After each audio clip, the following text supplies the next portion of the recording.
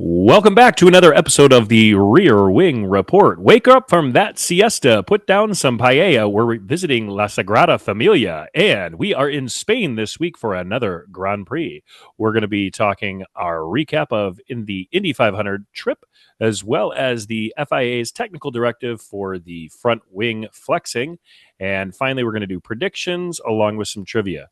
And here to do it, as always, is the one, the only, the Qster. What's up, buddy? How are we?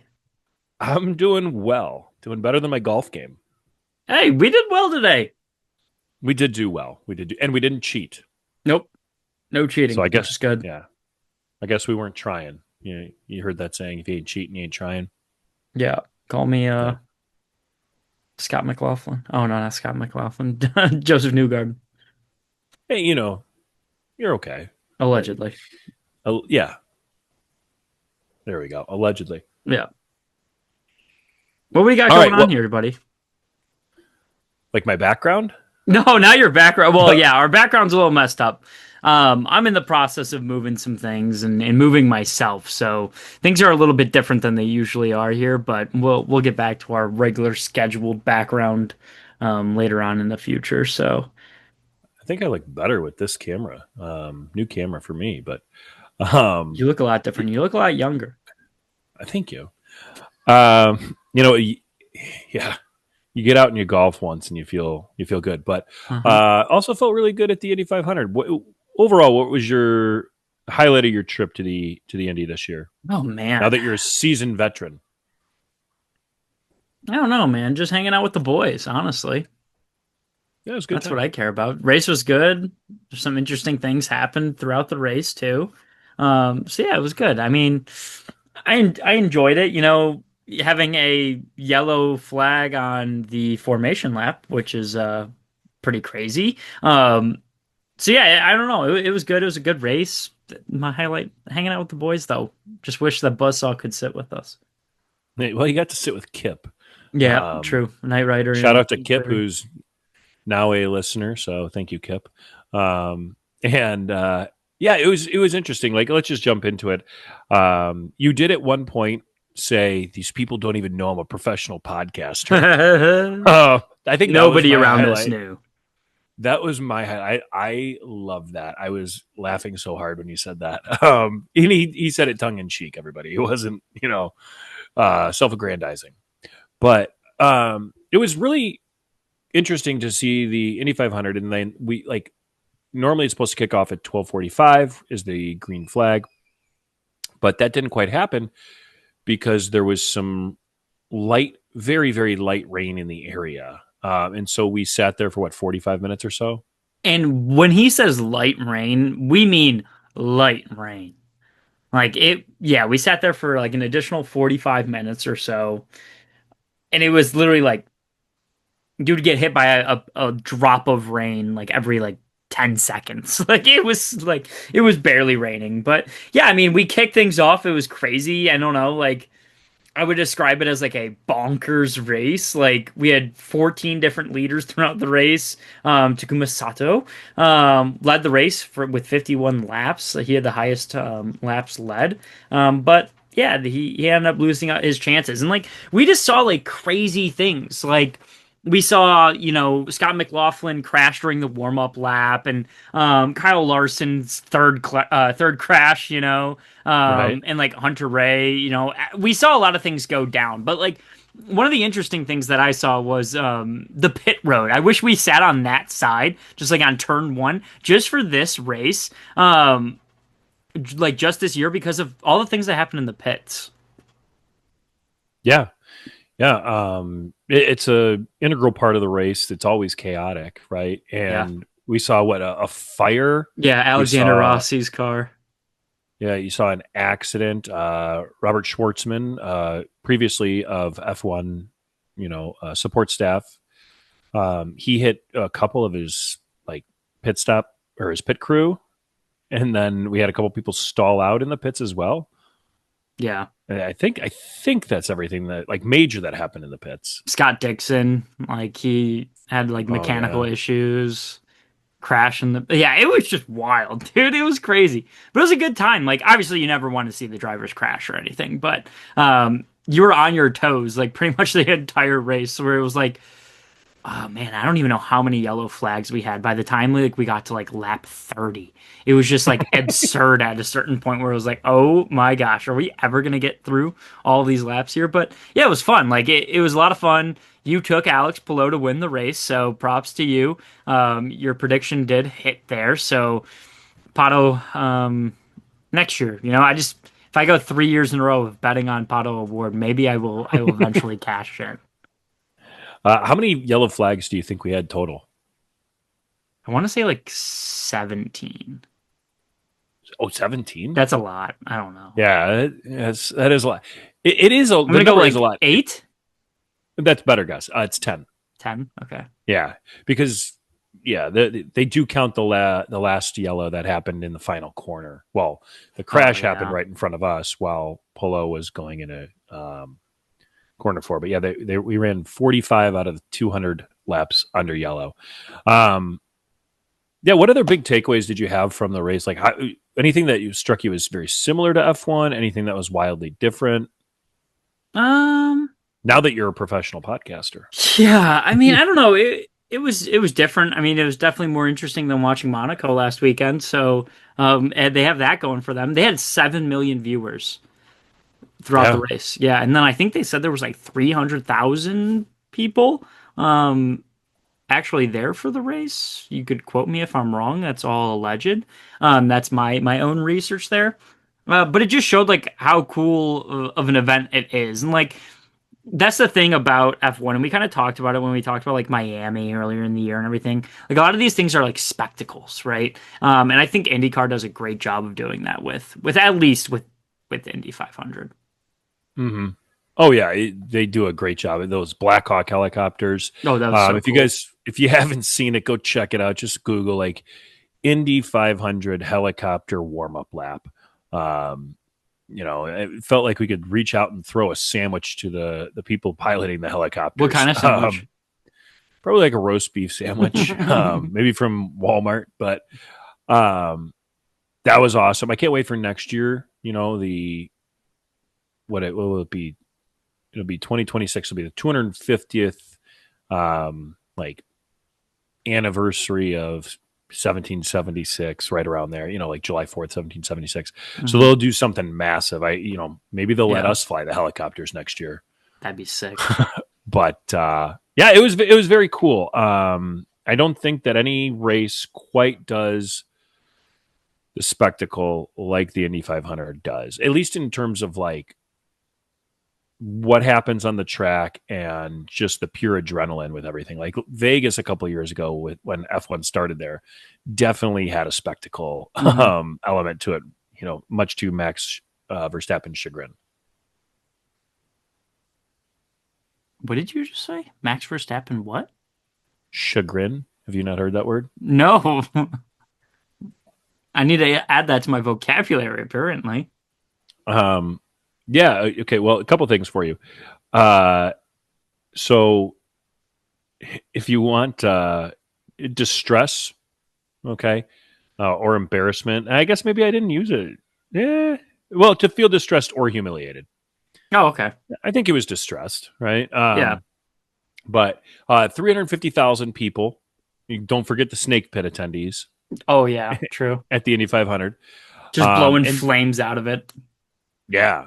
And the other interesting thing is the Indy 500 actually does a thing where drivers get money for every lap led, right? So Takuma Sato, you said, was the leader. He made $12,750 by leading laps. Yeah, that's crazy. I didn't know that. Yeah, you can sponsor. Maybe we'll sponsor a lap next year. I think it's like $500, and they get $250 for each lap led. So I mean, yeah. I mean, we can start bankrolling them. yeah. So What guys, was- get us some money so we can do that. What was your question? Please. Post-race penalties. Oh yeah, We had Post-race 3 penalty. So- drivers. yeah, so this is the other thing that like I think both of these racing organizations have struggled with. Right? FIA And F1 constantly like it's like, okay, well, hey, that's how the you know provisional results are. And then there was a race last year where remember like George Russell had to fly and give Fernando Alonso the trophy, and then Fernando get like back and forth. Maybe it was 2 years ago at this point. But they always have these problems. So like the next day, so the race was on Sunday. On Monday afternoon, IndyCar announced that three drivers, Kyle Kirkwood, Marcus Ericsson, and Callum Ilott, failed post-race inspection and were sent to the back of the finishing order as a result. So Ericsson was the runner-up, but now he's in 31st. Kirkwood finished in 6th. He goes back to 32nd, and Callum Ilott goes from 12th to 33rd. The best part about this is that it means that Scott McLaughlin, who crashed on the warm-up lap, does not finish in last place, even though he did not officially run a lap. Imagine if we did a last place prediction for the race, and that's who oh, my goodness. That'd be so upset. Wonderful. Knowing a full day later would be crazy. Yeah, like every single team got fined $100,000 for it, and what they found was like they were like illegal aerodynamic modifications. So they put like spacers and parts in like their like Dallara applied energy management system, and like added some different aero kind of pieces to it, which is really interesting because like I'm surprised I'm not surprised they can catch on to it. I guess that's like the good thing about everybody sharing like a similar, energy system. Yeah. So that was my question to you. And the reason I put it on the rundown is like, it seems like we have these issues in both, racing organizations where you don't know the results until hours or days after the race happens. Like, is there any way that we can fix it? Any way you can think of like, hey, what if we did this? Or, let's try a different approach, etc. Like, any thoughts on that? I mean, not really. Like, it's just like, why aren't these inspections happening right after? And like, why aren't they being released right away? Like, I don't know what it is that's like causing, like, that can cause things like this to happen, like, hours or days later, where it's like, aren't we just like inspecting, weighing the cars, doing all that kind of stuff right after the race? Yeah, and like I think for the FIA, I think they have a better handle on the cars. Their issue is usually more so penalties, like Yeah. with drivers and Mhm. things like that. And I think IndyCar should approach it that way. Like the FIA essentially checks and clears every car, before they enter Prior, the yeah. racetrack, and then they kind of take one or two post race, and they check all of the cars for weight and fuel, etc. But then they take two or three cars and they look at them in closer detail. But like, I don't understand why IndyCar's not doing that. I just don't want to sit there and ever feel like I know that I have to wait 5 to 6 hours after a race to find out who actually won or who finished Yeah. where. Like, imagine if that's Alex Palou. Yeah. Like something like that shouldn't happen, So yeah, like prior to the race, make sure that everything's all good. And if there's something that's off, like there was in this case for 3 different drivers, then put those as grid penalties, right? Like you just have to do it that way. Like that's just probably the smartest way to go about it. Yeah. Like, how are you not catching that until afterwards? We catch the blended attenuator on the back of Joseph Newgarden's car. But did we check the rest of the cars, or did we only check those in the top 12 when they were qualifying? Like, it reminds me, I really want to like IndyCar, but it just reminds me that the FIA and F1 is such a well-oiled machine compared to IndyCar. But IndyCar does have the Indy 500, so Yeah. like, I'm not going to give up being a fan, but I came away really frustrated with it. And I was like, hey, you know what? It was great. 7 million viewers, like you said. They beat the Coca-Cola 600 viewing numbers. They destroyed their numbers from last year on NBC and Peacock. Mm-hmm. But like, what are you doing? Like, figure it out. Figure it out. I don't know. My own personal little soapbox. I'm going to get off of it now. But any other final thoughts on that? I mean, we already kind of talked about it a few weeks ago. Like we talked about Cadillac Corner. We're like, oh, Alex Palou could be one of those people. He's having a dominant year. Like Chip Ganassi even says, yeah, he's the best driver. Like he like showed his versatility. They've had a lot of street races recently. And he Hmm. kind of just showed like that versatility of being able to take that to a track like Indy, which is really cool. And then like, yeah, I mean, the penalty fallouts and like the chaos during the race just makes it a lot of fun. And it's just a good time. Way more packed than it was last year. We had like a 6 hour, 7 hour rain delay last year or whatever. Um, Hmm. so it was crazy packed. It was really cool to see. And like, especially just like, yeah, like all the theatrics about it too, having the Black Hawk helicopters fly over, man, did it make you feel American? Amen. We do things in miles here. Yeah. Fun fact for you, Alex Palou. That was his first win on an oval. He was 0 for 27 on ovals before that in Wow. IndyCar. Yeah. So there you go. Another wow factor that we have is our hopeful sponsor, Roback. I'm wearing one of their active shirts now. This one has dinosaurs on it. They do have a racing theme shirt, Ryan, out. I think we should get them and wear them on the Hmm. pod. Real fast, real left, and it's made up of little race cars. So go to roback.com, check it out, tell them that we sent you. They won't know who we are, but maybe one day they will. Hey, and I will tell you guys, this camera does him justice, absolutely, but should have saw him on the golf course today. He looked good in that shirt. So, Hey, thanks, man. yeah. You look good too. We were playing with a guy who I thought was wearing jeans at one point, um, but he wasn't, and he played pretty well. So, okay, so let's move on and let's break down what everybody's been talking about in the F1 paddock for, no, I don't know, the past 2.5 months, and that is the FIA's technical directive on the front wing flex. Very exciting stuff. But so Ryan, we've been reading about this. What are your original like? Do you want me to break it down for everybody first? You want to Yeah, give your break it kind of down thoughts first and on then it? we'll get into it. Okay, so basically, the front wing is allowed to flex in a certain manner when it's put under force or under load, like right when there is outside force acting upon it, whether that's going down straight away or through a turn. When it meets resistance, it's allowed to flex. Right now, leading into this weekend, it was 15 millimeters of flex was allowed by the FIA. They have since changed that, and the teams have known that this is coming since the end of last year, beginning of this year. I think like January, February, they kind of announced it, and now it's going to be down to 10 millimeters. And I know that doesn't sound like a lot, but like Zach Brown and Fred Vasseur are both like, hey, it doesn't sound like a lot, but like it can be massively different. They're like, it could change the way that the car performs in a corner. It can change the way that the tires are chewed up. It can change, essentially the entire setup of your floor and how it funnels air, all due to the way that this front wing flexes. So what do you think like is gonna happen? Like who do you feel like has benefited from their front wing so far? Mm-hmm. Well, if you listen to the rumors in the paddock, right? A lot of people point to McLaren and they say McLaren Hmm. is the guilty party. McLaren says they're not worried about it whatsoever because their front wing is fine. I think honestly, one of the ones that struggles with it is Mercedes. I think Hmm. that the front wing has been a kind of a big advantage for them. And moving forward, I think they're going to struggle. Like they actually changed front wings last week, or maybe it was the week prior. I can't remember off the top of my head.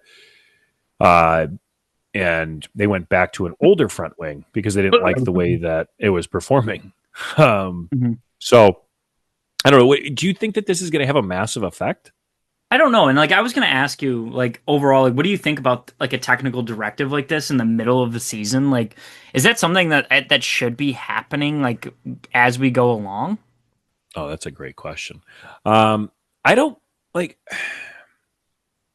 I don't get why they do it for some things, but not for other things. Like when Mercedes had that, I think it was the DOS system where they could pull the steering wheel out or push it in Hmm. to kind of like angle the tires going in and out of corners. They said it follows the rules, but we're going to make it illegal for next year. Like, why wasn't there a technical directive on that? Right, where Yeah. the front wing flex is kind of like a known thing. Like that was the rule, and somebody's too fast because of it. Like, I don't like it because I don't understand how they're deciding who gets a, like, where do you draw the line on the competitive advantage, Right. right?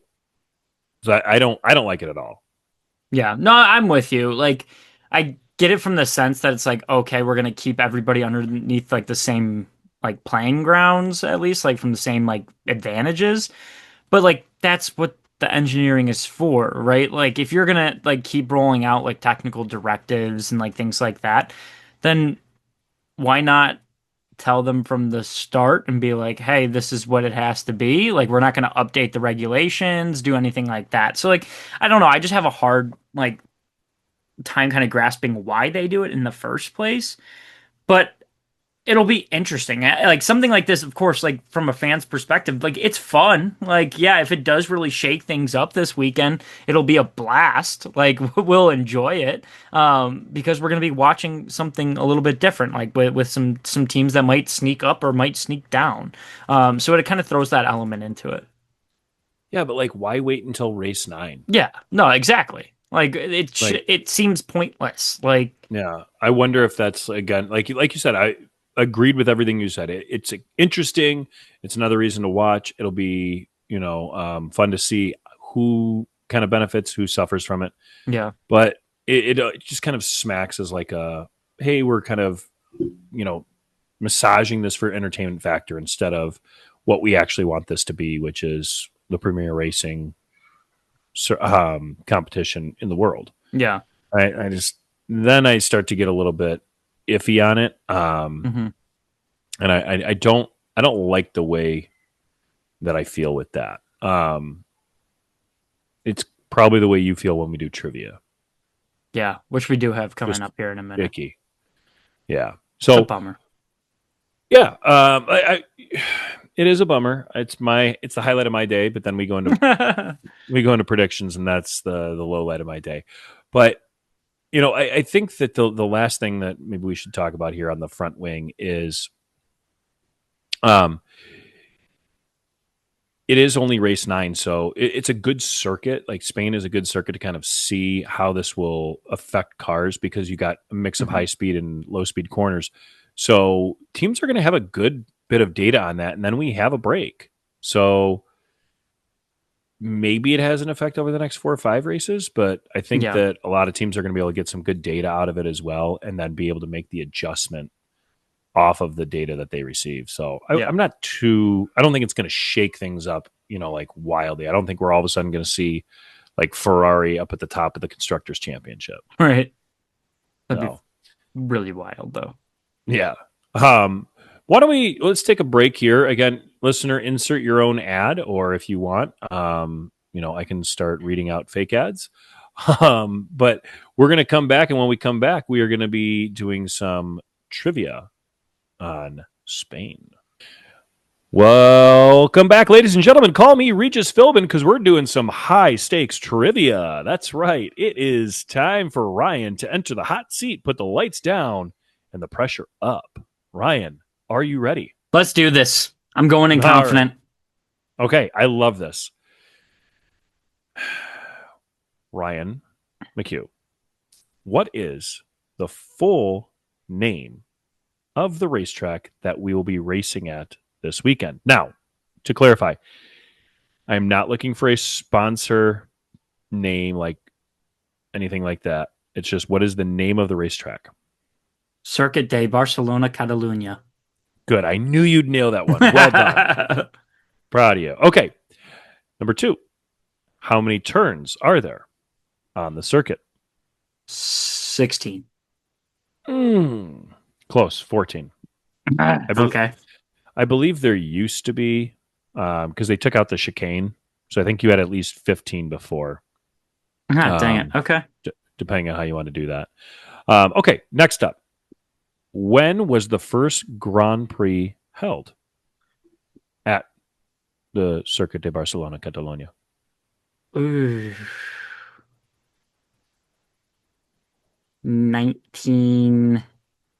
1986. Close, but no cigar. It is 1991. Okay. All right, 1992. I know a little bit more about that race, so I wanted to give myself a little bit of cushion, but that's Oh, okay. okay. Why do you know more about the 1992 race? Nigel Mansell won by Uh, 0.043 seconds. okay. With So against who? it was one of the closest finishes. I have no idea against who. Senna. Was it Senna? Yeah. Okay. Yeah. All right. Do you know why the Circuit de Barcelona-Catalunya was built? There was a No. massive yeah, there was a big event. I learned this when I was doing research for trivia. There was a big event that was happening in Spain in the future, and they built this circuit as part of like that development program. I have no idea. It was the 1992 Barcelona Olympics. Really? Oh, Yeah. that's pretty interesting that they like use that. Yeah, I don't know if they even used it for the Olympics, but it was like according to the F1 website, it was built as part of the 1992 Barcelona Olympics development program. Hmm. Um, so, and by the way, first stone was laid in 1989. So, Okay. okay, now we're getting into the part that sometimes we struggle with, sometimes we don't. How many laps are there in the Grand Prix? Gosh. 64. Very close. I'm going to give you a point on this one. It's 66. 66. Okay. 66. Okay. Who holds the one lap record? Verstappen. Okay, very good. Um, let's say over under a minute and 13.7 seconds. Over. Very good. And it's 116.330. So pretty good there. All right. Can you name all of the winners of the Circuit de Barcelona-Catalunya Grand Prix from, let's go 2016 on? 2016 on? Yeah, it should be easy.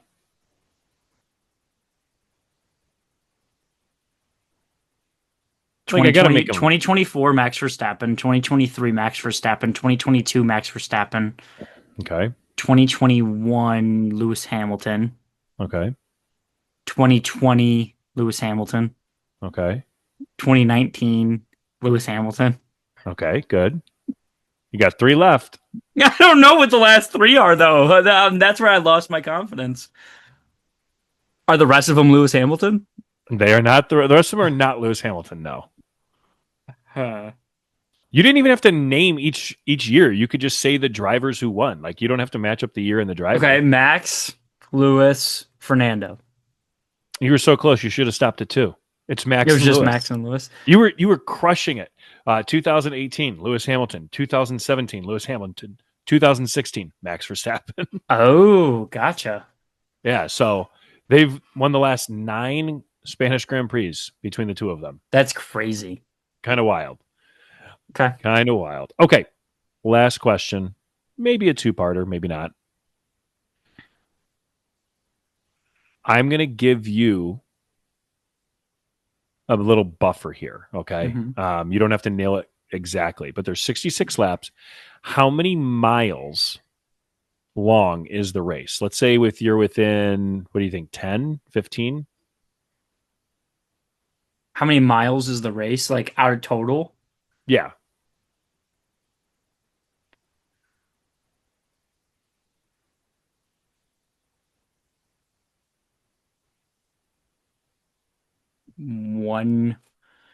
190? 192? Yeah, you nailed it like almost exactly. 190.90. Okay. Look at Um, that. I'm really proud of you. I was doing That, the that math was in my head. I do know how long the track is, so but I um rounded up. oh, okay. Did you do it in kilometers and then convert, or did you do it in No, miles? I know it's 2.9 miles, but I rounded up for the sake of my brain to do the math, and I just took a guess as to how much I was going to take off of it. So, Okay. Well, we do have an addendum to oh this, right? gosh, And you know it's going to be what something object wacky. am I going to do? Very good. Okay. You are going to tell me how many pigs end to end would go around. This is so stupid. Who would go around the track 66 times. So to complete the race, how many pigs could you put end to end to complete the race? That is such a ridiculous question. So 190 miles. Hold on. Can I do one little quick thing I can look up? What do you want to look up? I'll tell you anything you need to know. I looked up all the things. You want to know the average length of a pig? The average length of a pig, I'm gonna go with 4.5 feet. It's 5.5 feet. Okay.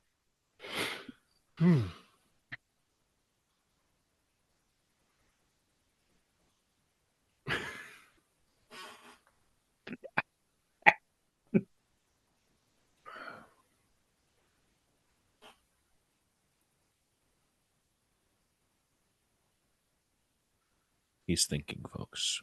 Yeah, I'm doing a lot of thinking. 200 and no, that's got to be wrong. I don't feel confident in that. It's gonna be way off. I'll give you another buffer on this one. What do you say? Like, again, 10,000 pigs, if you're within 10,000 pigs? I was gonna say 265,000 pigs. That's your final guess. I guess it's got to be something way higher. No, it's actually lower. Oh, it's lower. Yeah, so the average pig is 5.5 feet long. So approximately 183,224 pigs would fit end to end over 190.907 miles. Oh man, I love it. I love it. You make my life so easy. You know, I gave you some really easy ones this time. Yeah, I got a lot of those. I think I batted above 500 there. Yeah, I would say right around. If you bat 500 in this next segment, you're making people money, because that's right, ladies and gentlemen. It's time. Yeah, you know why I chose pigs? Right? It's time. Pigs Why did you choose? Pigs are a big. Pork is a big part of the Spanish diet, and they're one of the largest pig producers in the world. Or I'm sorry, in Europe and in the world as well. So there you go. Okay. And the Iberian pig is a cultural symbol in rural Spain. Wow. Yeah. Look at that. Boom. You're quite the historical buff. I mean, I do teach history, but I did a little bit of research, so I was ready for that. I am not ready for this next part. Yeah, let's do this. It's not going to go well. Let's do this. I can't wait. All right.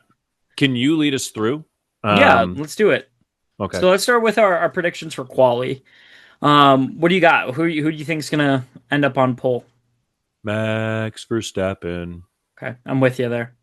Yeah, I think it's Max Verstappen. I think it's going to be Oscar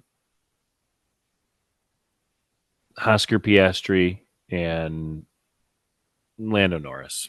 Why not? Are you looking at the spreadsheet right now, looking at my predictions? No, I don't. Are you cheating? I wish. Okay, because that is the exact same as me. So we are riding together here. Verstappen, Piastri, Norris. That's what we're going with. I'm with you. Hey, what if we saw something? Max and Lewis, both 1 and 2. Who's going to end up getting that 10th one in the past decade? Max. Yeah. Okay. So we both got the same thing there. Up next is the race podium.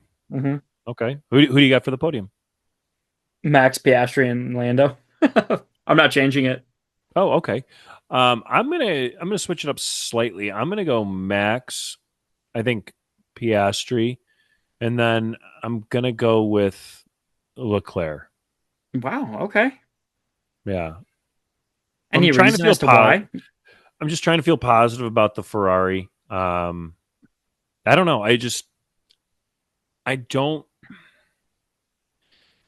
I know that a large amount of the Spanish Grand Prix have been won from the pole, so I don't want to switch that up. But I think we're due for kind of a little bit of chaos. Maybe the tires don't wear as well for the McLaren, something like that.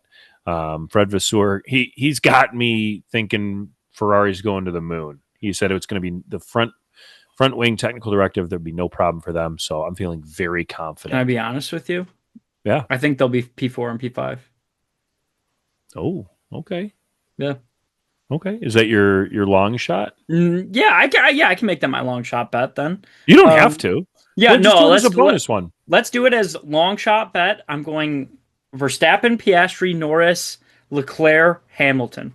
Okay, in exacta, I In believe is what exact they order. call that. That's a long shot Okay. because predicting top 5 Yeah. is tough. Yeah. So we're okay, spoiling it a little bit, but that's okay. that's okay. That's Do you okay. want to All give right. your long shot, or do you want to give yours in a little bit? No, I want to let the people ruminate and wonder how I'm going to Okay. get it wrong and what All I'll right. get wrong. Yeah. Okay, what do you want to go for with last point then? Who scores the last point of the race?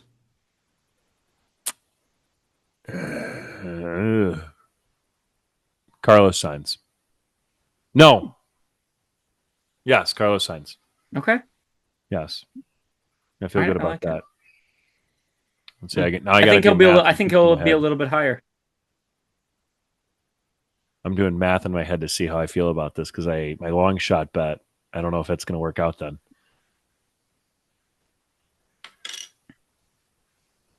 You're going number of constructors in the top 7 or something like that? No.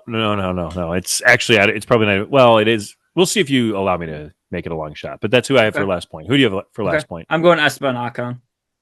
Oh, okay. I like that. I like the Haas at P10. Okay. Good. Who do you have for the Logan Sargent Memorial Last Place Award? You got this right last week. I'm going back to Gabriel Bortoleto. Okay, so now I just got to figure out who's going to be next to Gabriel Bortoleto. I mean, there's a very safe bet for you right now. Actually, I'll change mine. I'm going to change mine. Okay. I'm going to go Calapinto. Okay. I like it. I think it's a fair bet. I think I talked you out of one bet just so I could make it. I'm going with Gabriel Bortoleto. Okay, there we go. Yeah, it will hit. Yeah, eventually. Have you ever watched Nate Bargatze? Sometimes. He does a bit about like a dog, how they had to tell their daughter the dog was going to die. And then like it lived for like another like 6 months or 2 years, something like that. And like every day he's like, the dog will die. I promise you it will. That's how I feel about Gabriel Bortoleto. He will finish last. Okay, so what's your best bet? Verstappen on the podium and both McLarens on the podium. Okay. Wow, you are seeing it one way. Yeah, if I don't get that right, you're gonna get me this week. Okay.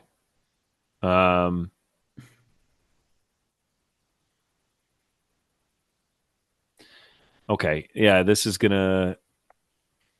My best bet is that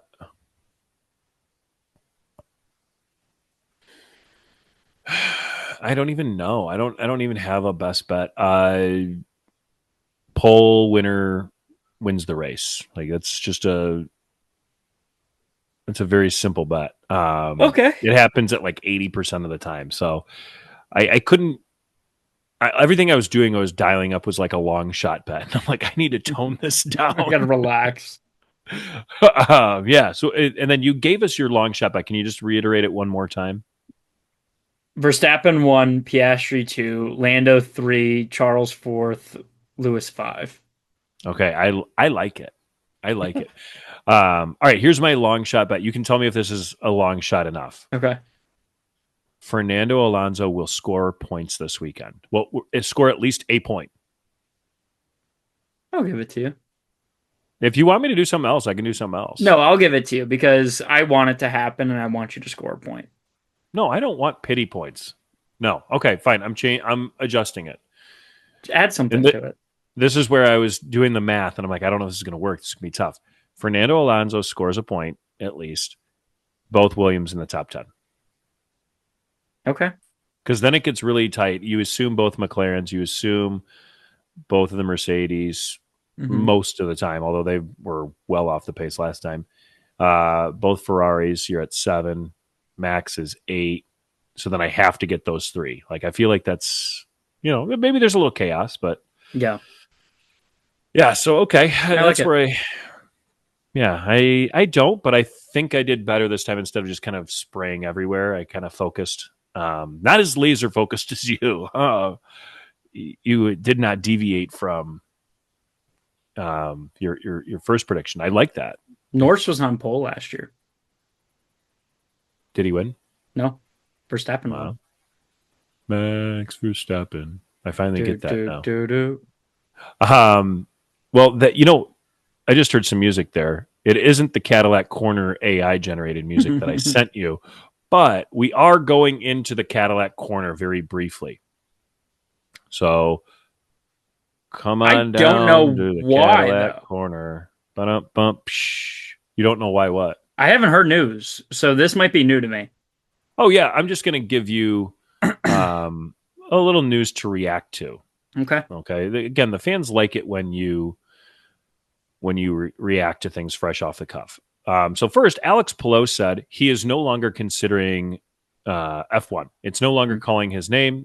It doesn't appeal to him. He wants to win another Indy 500. Do you think that's the right move for him? The dude's making enough money. He doesn't need to go to F1. You know That's what I'm fair. saying? Like, Yeah. he's 34. 28, I think. Whoa, whoa, he's a lot younger than I thought. Yeah. Who's I'll double 34? check that. Um, I don't know. Then that's what gets me because I thought he was in his 30s. So I was like, absolutely not. Don't do it. Hmm. But yeah, if he's only 28, I feel like that's kind of questionable. But like, Yeah, he's 28, just turned 28. oh wow, it's my brother's age. It's crazy. Is your brother Alex Palou? I wish. No, my brother had a failed dirt bike career. Oh, that's right. You did tell me that. Well, Mhm. still. Um, are you thinking of Joseph Newgarden, who's 34, or Marcus Ericsson? Both are 34. Oh, I don't know what I was thinking. It's just Okay, a lot of golf today. My brain's not on that's fair. par. That's nice. Yeah, nice. Um, yeah, I kind of agree. I agree with you. Like he's making enough money, and I think that you really can't overstate the idea of being comfortable. And he's talked before about Mhm. like, hey, the people I work with, I really like it, etc. His family's settled down. He has a kid, and everybody's very comfortable. And honestly, like the IndyCar schedule isn't anywhere near as demanding as the F1 schedule. Right. Like they do 17 races, I think. And I hate their schedule 100% because it's like, hey, they do their first one in St. Petersburg and then they take like 3 weeks off. It's just like, all right, cool. We're F1. They're like, hey, pretty soon we're going to be racing 50 out of 52 weeks of the year. So Huh. figure that out. So he's Like, officially out then, huh? I mean, not officially, right? I mean, you can make him a Godfather offer, That's right? true. But it could all be speculation, but I don't think it necessarily is the number one thing in his mind. Yeah. Um, with that being said, we have a statement from Mario Andretti. So he was in a meeting with the higher ups in Cadillac because he's on the board of directors. And after that, he came out and he said, he was talking about Sergio Perez. And he said, all I can tell you is that he's certainly one of the drivers being considered. He has to be. I can't divulge his where with any commitment. I think we need to keep that luxury to ourselves, blah, blah, blah. Then he said, and this is the part I want to ask you about, the choice is somewhat limited. Let's face it, a lot of the great talents are already under contract. So if that's the stance that they're taking, how do you think that they should approach signing drivers? Like, should they be looking purely at 1 year deals, 1+1s? You should be looking at a Um, rookie then. really? Okay. Yeah. Because if you're going, oh, the talent's not that great, why not try to develop somebody right away that's committed to your team right off the bat that you could have for Mm-hmm. the next, say, 4 years, something like that. Um, I don't know why you wouldn't do that. Like if you're going, oh yeah, the field's not that great, like of who I can get that's not currently on a roster, like you might as well take that gamble and do that, right? Like I don't know, but Sure. I don't necessarily agree with it. I think there are good drivers out there that they could sign, Such as. such as Valtteri Bottas. I'm surprised that his name hasn't popped up more, honestly. Yeah. Yeah, I agree with you to a point. Like, oh, hey, I really like the rookie driver idea. We've discussed this before, but I think the other thing that if I was them, I would do is I would kind of just agree internally, unless we, unless like a Carlos Sainz type comes to us, or like an Esteban Hmm. Ocon comes to Yeah. us and says, "Hey, I want to drive for this team." I'm just going to wait until basically silly season is over, and then I'm going to have my pick of the rest of them. Right? Right. Like, otherwise, I'm probably shelling out a large amount of money for somebody who it sounds like I'm not that into.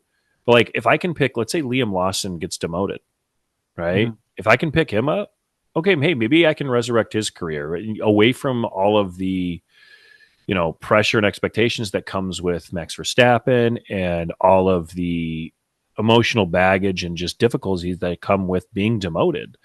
Uh, that would be appealing to me, right? A couple other drivers on the grid who, maybe under threat, I'm not as interested in. I don't think Isaac Hadjar is going anywhere. I would like him, but Yeah. I think that Jack Doohan's not an option for me, but Ollie Behrman's not coming over. So I don't need to hurry up is kind of my thought process. Like, it seems like most of the grid is pretty well set. I'm sure there'll be a few movements, Yeah. but why hurry? Yeah. Like, yeah. No, I'm with So, you. Yeah, that makes sense. I mean, yeah, I wouldn't rush into anything for sure. Like I wouldn't. Yeah, wait till everything kind of happens with some of the other teams first, and then see what you can get in the long run. yeah. And I mean, like, Alpine is the other team that's bidding for Sergio Perez. Just, Yeah, okay, hey, we have more money than them. Just tell me what you want. and Tell we'll me what make it their offer happen. is. And then if I really want you, we'll make it happen. Yeah.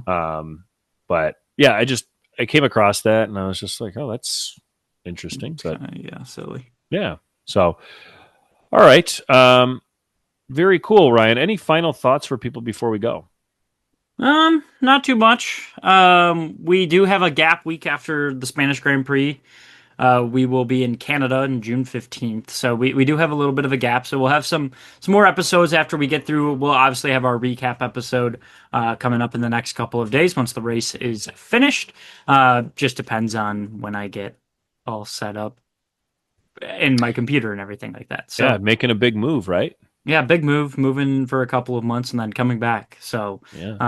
well, yeah, we'll see how that all goes. But yeah, we have a little bit of a gap, but you guys know the drill. Find us on our socials, the Rear Wing Report. You can find us on Instagram, TikTok, all that kind of stuff. Rear Wing Report.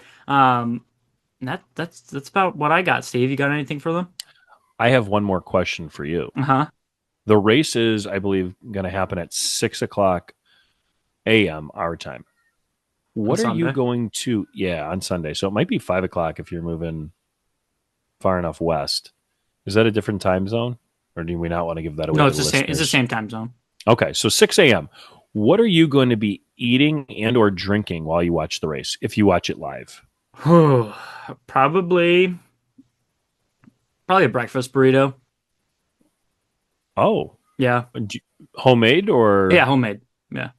okay? I'll What's on go your I'll breakfast go like a burrito? little um tortilla, put some cheese on the griddle first, flip it over on there, get it nice and hot, flip it. Then on the top of it, I'll throw a hash brown from the store. And then Okay. I will do a little bit of sour cream on top of that, a little bit of avocado on top of that, some egg, and then some everything bagel seasoning. Oh wow, Yeah, then probably a little that's bit more cheese. that's quite the burrito. Oh yeah. Oh yeah. It's All really right, good. And then just a big old cup of coffee. maybe that's our first TikTok is your burrito. I'm just grilling. My Yeah, why girlfriend's like, not? "Why are you awake?" You know what? It's race Gets the day. people going. All right, very cool, Ryan. Well, hey, it has been a pleasure chatting with you as always. Yes, sir. See you guys next week, technically. Make it legendary. Legendary.